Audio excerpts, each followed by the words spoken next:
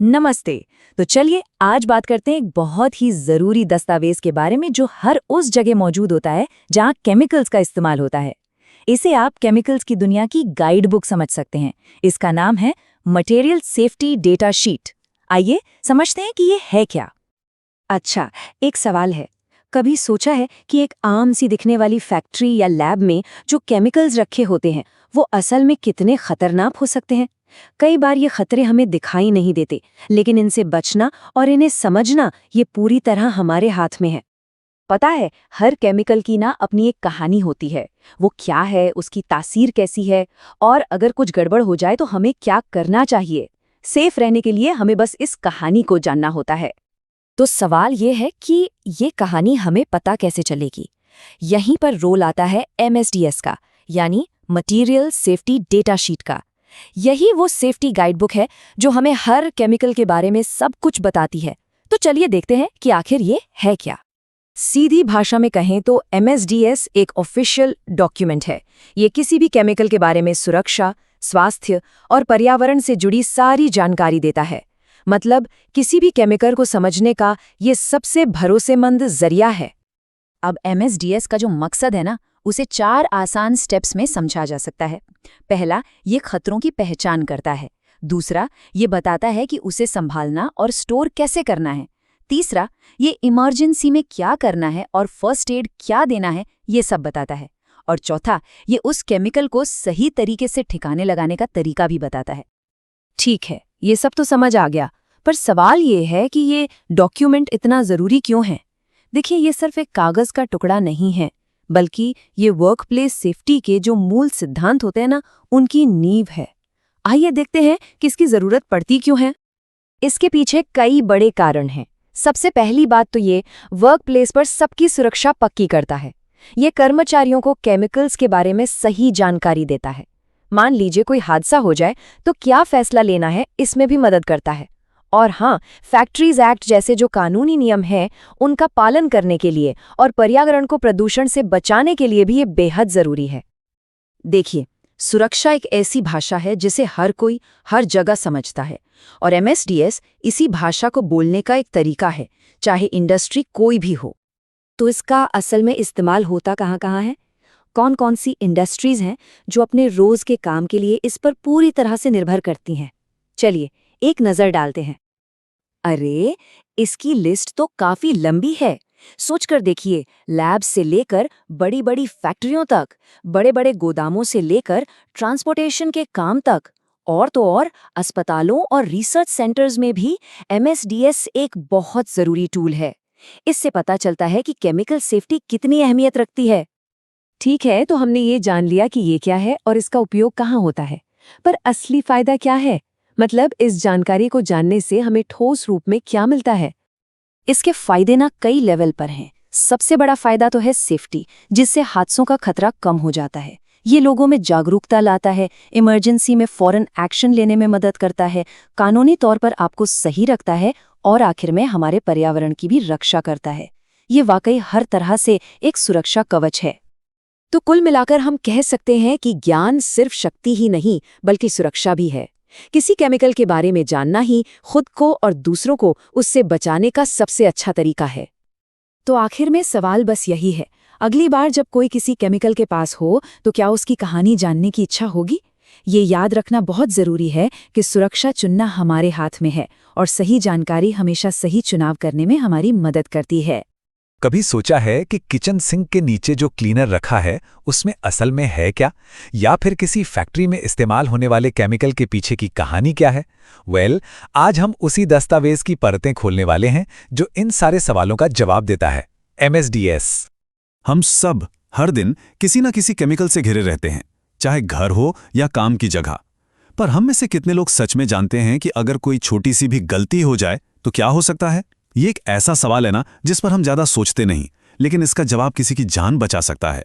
और बस यहीं पर MSDS की एंट्री होती है। तो आखिर ये MSDS है क्या भला? इसे ऐसे समझिए कि ये किसी भी केमिकल का पहचान पत्र है, उसका ID कार्ड। जैसे हमारे ड्राइविंग लाइसेंस पर हमारी फोटो, नाम, पता सब होता है, ठीक वैसे ही MSDS पर उस केमिकल का पूरा बायोडेटा होता है। वो क्या है, किसने बनाया है, सब कुछ। तो ठीक है, अब जब ये पता चल गया है कि ये एक आईडी कार्ड जैसा है, तो चलिए इसे जरा खोल कर देखते हैं कि इसका पहला पन्ना क्या कहता है। ये किसी किताब के इंट्रोडक्शन चैप्टर जैसा है। कल्पना कीजिए कि एक अनजान बोतल मिलती है। सेक्शन 1 आपका जासूस बन जाएगा। ये बताएगा कि इसका असली नाम क्या है, बाजार में इसे किस नाम से बेचा जाता है, इसका काम क्या है, और सबसे जरूरी बात, अगर कुछ गड़बड़ हो जाए तो किसे फोन करना है। ये वो नंबर है जो इमरजेंसी में सबसे पहले काम आएगा। चलिए अब आते हैं उस हिस्से पर जहां मामला थोड़ा गंभीर हो जाता है। ये वो जगह है जो हमें बताती है कि हानि रहित दिखने वाली कोई चीज असल में खतरनाक क्यों हो सकती है। और कमाल की बात यह है कि इसके लिए कोई लंबा चौड़ा टेक्स्ट पढ़ने की जरूरत नहीं है। सेक्शन 2 खतरे को तुरंत समझाने के लिए कुछ दमदार सिंबल्स का इस्तेमाल करता है। आप इन्हें केमिकल की दुनिया के ट्रैफिक सिग्नल समझ सकते हैं, जो एक नज़र में सब कुछ साफ कर देते हैं। जरा इन सिंबल्स को देखिए, इन्हें पिक्टोग्राम कहते हैं और ये खतरे की एक यूनिवर्सल भाषा बोलते हैं। आग का निशान दिख रहा है, मतलब ये चीज ज्वलनशील है, आग पकड़ सकती है। खोपड़ी और हड्डियां, सावधान, ये जानलेवा हो सकता है। और ये एक्सक्लेमेशन मार्क, इसका मतलब है कि ये त्वचा में जलन या एलर्जी पैदा कर सकता है। इन सिंबल्स के साथ साथ ना आपको 2 शब्द भी मिलेंगे, वार्निंग और डेंजर। इन्हें एक वार्निंग सिस्टम की तरह सोचिए। चेतावनी या वार्निंग मतलब पीली बत्ती, सावधान रहें। लेकिन अगर खतरा या डेंजर लिखा है तो वो है लाल बत्ती, मतलब एक गंभीर और सीधा जोखिम है, रुकिए और ध्यान दीजिए। तो मान लीजिए कि सबसे बुरा होता है, कोई स्पिल हो जाता है, तो अब क्या? घबराने की बात नहीं है, क्योंकि MSDS के पास इसके लिए भी एक पूरा इमरजेंसी एक्शन प्लान तैयार है। यहां एक एक सेकंड कीमती है। सेक्शन 4 आपकी फर्स्ट एड गाइड है। स्किन पर लग गया तो तुरंत बताए गए तरीके से धोना है। आंखों में चला गया तो सीधे आई वॉश स्टेशन पर जाना है। हर एक सेकंड मायने रखता है और ये गाइड बताती है कि इस कीमती समय में करना क्या है। आग बुझाने का मतलब हमेशा पानी फेंकना नहीं होता। असल में कुछ केमिकल्स के साथ ऐसा करना एक छोटी सी चिंगारी को बड़ी तबाही में बदल सकता है। सेक्शन 5 हमें बताता है कि इस आग से लड़ने के लिए कौन सा हथियार चुनना है, यानी कौन सा फायर एक्सटिंग्विशर इस्तेमाल करना है। और अगर केमिकल फैल जाए तो ये सिर्फ इंसानी सुरक्षा की बात नहीं है, एक केमिकल स्पिल हमारे पर्यावरण को भी तबाह कर सकता है। सेक्शन 6 हमें सिखाता है कि कैसे उस फैलाव को रोककर और सही तरीके से साफ करके हम खुद को और अपने ग्रह दोनों को बचा सकते हैं। ठीक है, तो इमरजेंसी तो हमने देख ली, पर कहते हैं ना, इलाज से बेहतर बचाव है। तो चलिए अब देखते हैं कि MSDS हमें मुसीबत में फंसने से पहले ही उससे बचने में कैसे मदद करता है। इसे अपनी रसोई की अलमारी को संभालने जैसा ही समझिए। अब देखिए, हम ब्लीच को अमोनिया के बगल में तो नहीं रखते हैं ना? क्यों? क्योंकि हमें पता है कि वो दोनों मिलकर कितनी खतरनाक गैस बना सकते हैं। सेक्शन 7 केमिकल्स के लिए बस यही लॉजिक लागू करता है, ताकि गलत पड़ोसी मिलकर कोई खतरनाक पार्टी शुरू ना कर दें।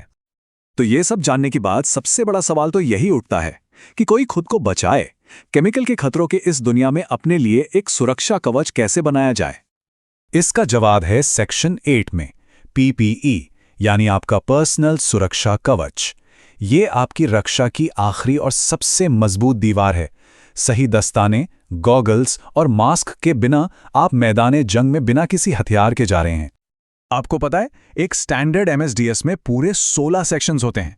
आज तो हमने सिर्फ उन सबसे जरूरी हिस्सों पर नजर डाली है जो सीधे तौर पर हमारी सुरक्षा से जुड़े हैं, लेकिन इसमें और भी बहुत कुछ होता है, जैसे पर्यावरण पे इसका क्या असर होगा और इस्तेमाल के बाद इसे सही तरीके से कैसे डिस्पोज करना है। तो आखिर में MSDS सिर्फ कागज का एक टुकड़ा नहीं है, ये एक लाइफ सेवर है। ये वो ज्ञान है जो सही फैसले लेने की ताकत देता है, ताकि हर कोई हर दिन सुरक्षित घर लौट सके। ज्ञान ही शक्ति है और MSDS के मामले में ये सुरक्षा की शक्ति है। तो अगली बार जब कोई केमिकल कंटेनर हाथ में हो तो एक पल रुककर सोचिएगा, क्या मुझे सच में पता है कि मेरे हाथ में क्या है? जवाब आपकी उंगलियों पर है। पिछली बार हमने मटेरियल सेफ्टी डेटा शीट यानी MSDS की कहानी के पहले 8 सेक्शन समझे थे।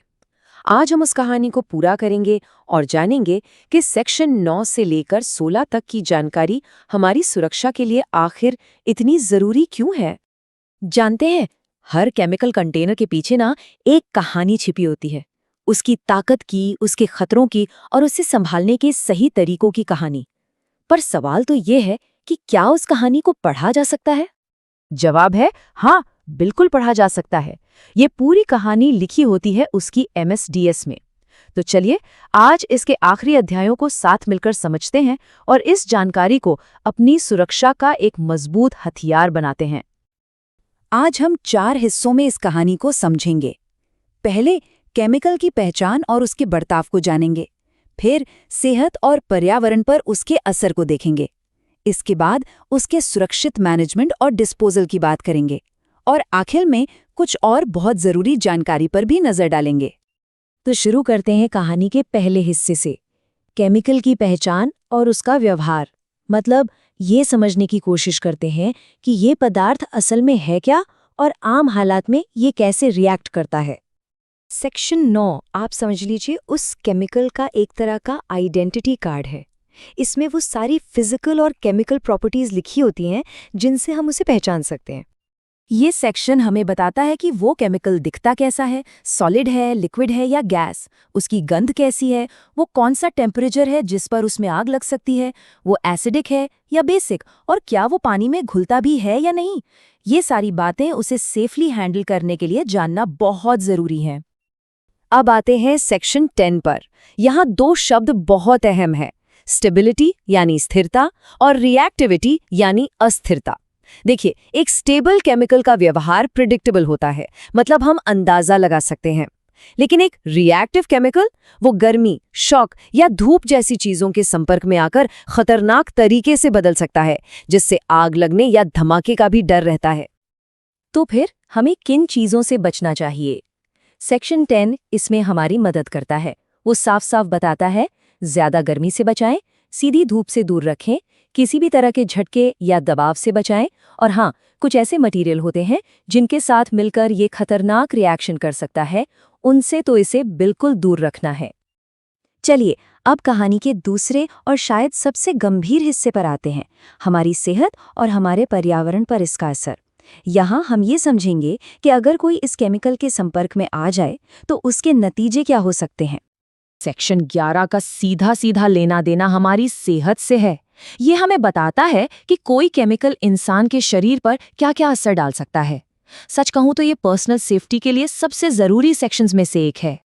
इसमें 2 तरह के असर बताए जाते हैं, एक्यूट यानी वो जो तुरंत दिखते हैं जैसे स्किन या आंखों में जलन, और दूसरे होते हैं क्रॉनिक यानी वो जो लंबे समय के बाद सामने आते हैं, जैसे सांस से जुड़ी कोई गंभीर बीमारी या यहाँ तक कि कैंसर का खतरा। इसी सेक्शन में अक्सर LD50 जैसा एक टर्म भी देखने को मिलता है। अब ये सुनने में थोड़ा टेक्निकल लगता है, पर आसान भाषा में ये किसी पदार्थ के जहरीलेपन को नापने का एक स्टैंडर्ड तरीका है। ये वो डोज है जो टेस्ट की गई आबादी में से 50% के लिए जानलेवा साबित हुआ। इससे हमें अंदाजा लगता है कि कोई पदार्थ कितना ज्यादा खतरनाक है। लेकिन जैसा मैंने कहा, कहानी सिर्फ हम इंसानों तक ही नहीं है। सेक्शन 12 इसका दूसरा पहलू दिखाता है, यानी हमारे पर्यावरण पर, हमारी प्रकृति पर इस केमिकल का क्या असर होगा। इसमें ये जानकारी होती है कि कोई केमिकल पर्यावरण में कितनी देर तक टिका रहता है, क्या वो कुदरती तरीके से खत्म हो जाता है या नहीं, पानी में रहने वाले जीव जंतुओं के लिए ये कितना जहरीला है, और क्या इससे हमारी जमीन के खराब होने का कोई खतरा है। ये सब जानना हमारी एक बड़ी जिम्मेदारी है। और इसी जिम्मेदारी की बात हमें ले आती है कहानी के तीसरे हिस्से पर, सुरक्षित प्रबंधन और निपटान। इसमें केमिकल के ट्रांसपोर्ट से लेकर उसके इस्तेमाल के बाद बचे हुए वेस्ट को सही तरीके से ठिकाने लगाने तक हर कदम की बात होती है। सेक्शन 13 डिस्पोजल के लिए एकदम साफ निर्देश देता है। सबसे पहला काम, वेस्ट को सही कैटेगरी में रखना। फिर उसे दोबारा इस्तेमाल करने या नष्ट करने के लिए जो गाइडलाइंस हैं उन्हें फॉलो करना, उसकी कंटैमिनेटेड पैकिंग को भी ठीक से हैंडल करना, और सबसे ज़रूरी बात, हमेशा अपने इलाके के कानूनों का पालन करना। अब बात करते हैं ट्रांसपोर्टेशन की। सेक्शन 14 में आपको एक UN नंबर मिलेगा। ये क्या है? ये यूनाइटेड नेशंस का दिया हुआ एक 4 अंकों का यूनिक कोड है जो दुनिया भर में खतरनाक पदार्थों की पहचान के लिए इस्तेमाल होता है, ताकि ट्रांसपोर्ट के वक्त पूरी सेफ्टी बनी रहे। मिसाल के तौर पर UN 1203 पेट्रोल का कोड है। इसका क्लास 3 है, जिसका मतलब है कि ये एक ज्वलनशील तरल है और इस पर आग का निशान बना होता है। ये जानकारी हर उस इंसान के लिए जरूरी है जो इसे एक जगह से दूसरी जगह ले जा रहा है। इसके बाद आता है सेक्शन 15, जो उस केमिकल को सीधे कानून के दायरे में ले आता है। इसमें बताया जाता है कि इस पदार्थ पर कौन कौन से राष्ट्रीय और अंतर्राष्ट्रीय नियम कानून लागू होते हैं, जैसे GHS या भारत में BIS के स्टैंडर्ड्स। इनका पालन करना कानूनी तौर पर जरूरी है। और अब हम पहुंच गए हैं कहानी की बिल्कुल आखिर में। कुछ आखिरी मगर बहुत जरूरी जानकारी। ये हिस्सा पक्का करता है कि हमारे पास जो भी जानकारी है वो पूरी तरह से सही और अप टू डेट है। सेक्शन 16 में आपको रिवीजन की तारीख, वर्जन हिस्ट्री और ये जानकारी कहाँ से ली गई है ये सब मिलेगा। लेकिन इन सब में सबसे ज़रूरी चीज़ है रिवीजन डेट। हमेशा ये पक्का करें कि आप सबसे नई MSDS का इस्तेमाल कर रहे हैं, क्योंकि विज्ञान बदलता है, जानकारी अपडेट होती है और पुरानी जानकारी पर भरोसा करना खतरनाक हो सकता है।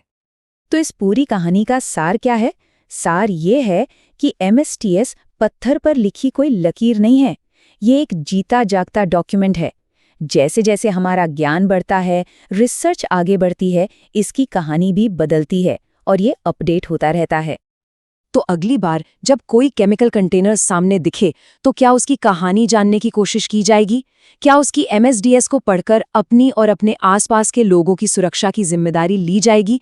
इस सवाल का जवाब हम सबके अपने हाथों में है।